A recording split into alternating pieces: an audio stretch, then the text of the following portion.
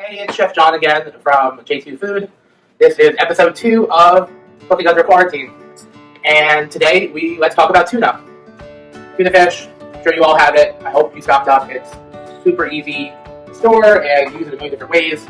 You can always make tuna salad, put on a sandwich, put on a wrap, stuff it in a tomato, whatever you want. But today we're going to do something different with tuna because sometimes tuna fish salad gets boring. We are going to make a puttanesca sauce with it. What is puttanesca sauce, you ask? It is like a sort of chunky sauce, tomato sauce. It's got garlic and capers and olives sometimes, anchovies definitely. And this time we're also going to add tuna, which is going to give it a really good sort of meatiness, really fill out our sauce. And it's going to be delicious. So let's get started. So the first thing we're going to do is to start heating up our water for our pasta. This is going to go in the background while everything else is happening. Then we're going to heat up our pan. You want your pan to be pretty hot because the first thing we're going to do is we're going to melt our anchovy. But Jonathan, I don't like anchovy, you say. There you go. Don't worry, you're not going to get any pieces of it. The high heat from the pan is just going to start to melt them. And as they melt, you're just going to get the flavor, the sort of unctuousness that it'll give to your sauce without having any pieces of anchovy. If you don't tell people, they won't even know it's there. They'll just be like, what's that like really delicious umami flavor? Anchovy. So, you can buy anchovies in the grocery store. They come in like a little tin like this. You want to get the flat anchovies, not the rolled anchovies.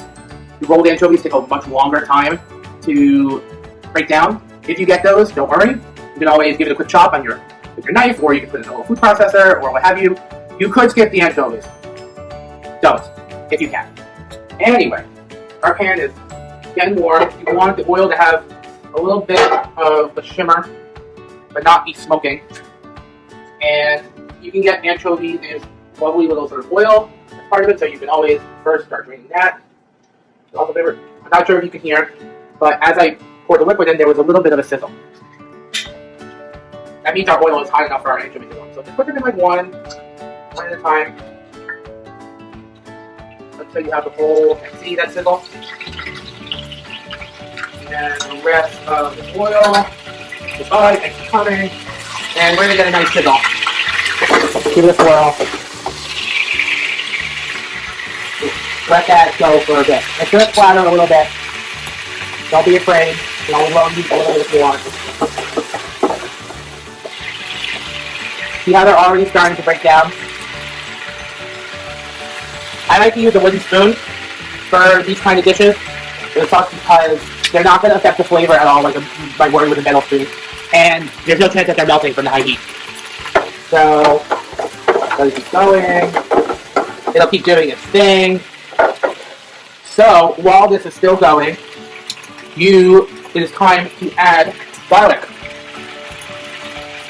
You can use fresh garlic cloves. You can shave them. You can crush them. But this is, you can just get chopped garlic now already at the store. You can find it near the produce store downstairs and buy like tomato sauces. I put 2 big scoops of this, about a tablespoon and a half or so. This is a very flavorful sauce. So puttanesca sauce is the etymology? Yes, the etymology of puttanesca sauce is that it was thought to be, they used to make a big pot of pasta puttanesca in Italy, and when the entertainers of the night would go out and try to lure customers, they would leave it in the window, and the smell would lure you in. Like those cartoons when the pie would have the hand coming out and, beckoning you forward. So this is going to make your kitchen smell amazing.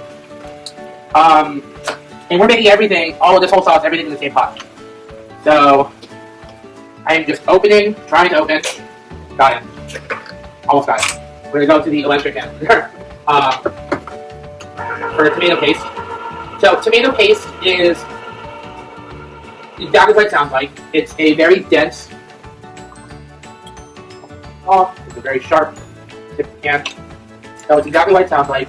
It is a really thick paste of tomatoes. It doesn't have a lot of flavor, but it will really give the base of your sauce a lot of like a sort of tomatoey flavor.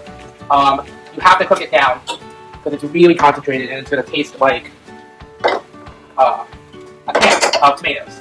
And nobody wants that sort of metallic taste in their sauce. So just put it in there, start letting it melt into. See how our garlic gets so quickly. Our garlic is nice and golden brown. Our anchovies have melted. So this is delicious. So while that's going, we're going to start adding our herbs. Why do you add the herbs now? Because you want it to infuse and perfume the sauce, and we're going to build our layers of flavor. So we're just going to put some.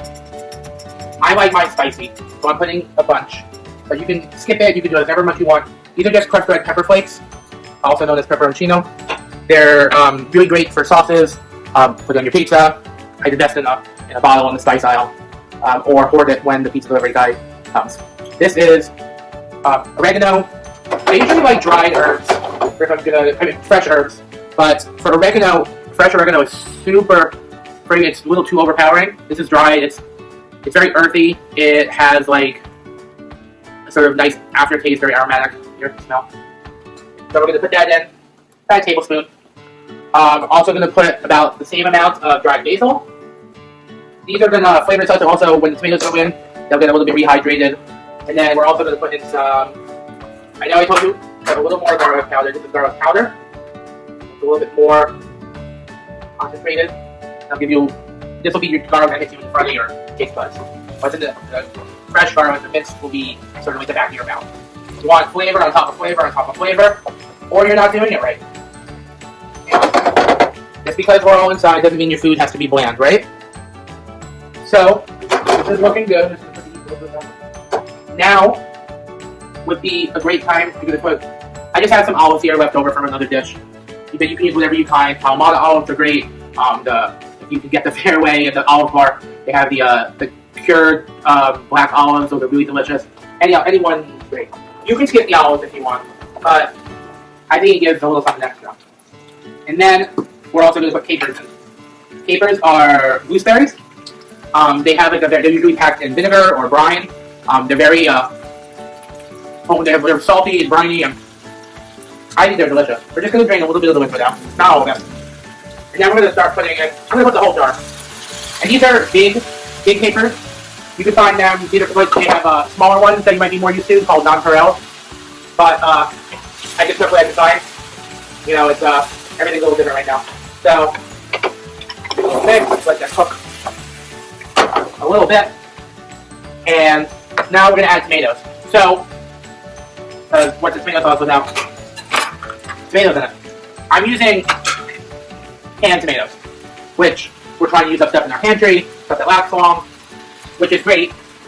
I'm going to put a little bit of, don't want to waste any of this tomato liquid, so I'm going to put a little bit of water swirled around, get all the rest of our tomatoes. Perfect. You can certainly use your favorite jarred marinara sauce or box tomatoes. You can even, sometimes if I do this in the summer, I will take fresh tomatoes, like cherry tomatoes or wonderful raw tomatoes, and I'll roast them with just olive oil, salt, pepper, garlic in the oven until they burst. And then I'll use that for my sauce. That's really delicious. But this is super easy. So we're at this point. Looks like sauce, right? It's not there yet. What are we going to do now? We're going to Alright, so our sauce is doing really nice things here. It's bubbling a little bit, but if you want like a low simmer. You don't want it boiling.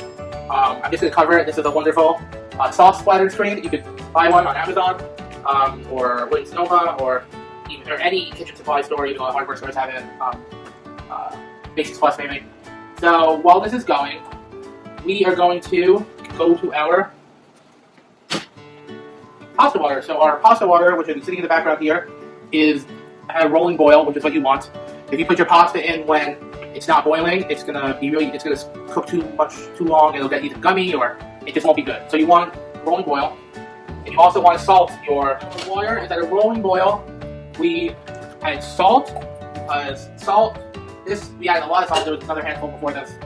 Salt not only flavors the pasta and helps it not stick together, but the seasoned pasta water will also be adding a little bit to our sauce later to help bring it together and thicken it up with the starch that we use off the pasta. So add your pasta. I'm just using spaghetti. I think you should use any pasta you like. I think a long noodle is better for this dish because it's a thick sauce, and you want something where you can take your fork and really twirl it all together. But you can use anything you could use. Penne, ziti, whatever you're comfortable with. We're also gonna open our tuna, and get it ready to add to our sauce because that is the whole point.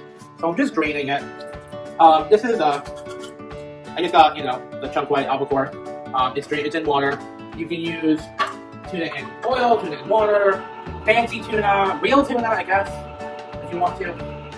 Anything is fine. It's gonna be good. It's gonna just add like a lovely meatiness to your sauce and lots of protein. And you'll feel good that you used it, So drain it a little bit. Now we're gonna add it right into our sauce. Just give it a little bit of a mixy mix. It's gonna start absorbing flavor and be delicious. Alright, we're gonna continue to let this go.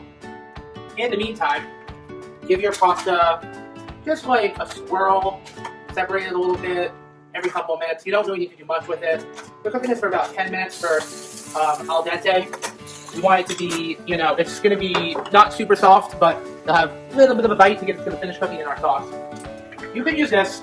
Everybody has one of these pasta spoon things. I don't know what the technical term is, which is fine. But I always take a pair of tongs. Always one of the best tools in the kitchen. It's really good for pasta to separate it out. You can just grab it.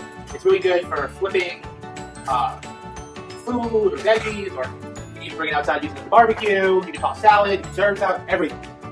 So while our pasta is cooking and our sauce is doing lovely reducing, let's talk about tuna.